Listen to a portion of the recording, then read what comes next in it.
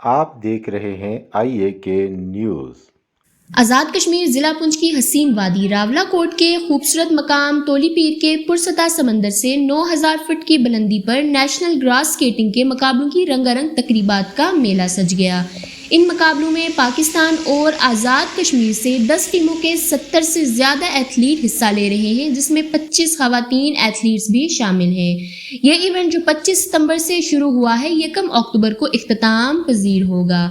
پہلے 4 دن training camp لگایا گیا۔ بڑی تعداد میں مقامی اور ملک کے دوسرے حصوں سے آئے ہوئے خواتین و مرد ایتھلیٹس کو ملک کے تجربہ کار کوچز نے ٹریننگ دی، اور آخری 2 دن 30 ستمبر اور 1 اکتوبر کو کھیلوں کے مقابلے ہوں گے اور کھلاڑیوں میں انعامات اور میڈلز تقسیم کیے جائیں گے۔ مقامی اور ملک کے دوسرے حصوں سے آئے ہوئی عوام بڑی دلچسپی اور جوش و خروش سے اس ایونٹ کو دیکھ رہی ہے۔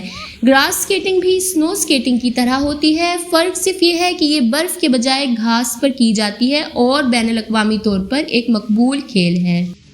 تازہ ترین خبروں کے لیے دیکھتے رہیے آئی اے کے نیوز۔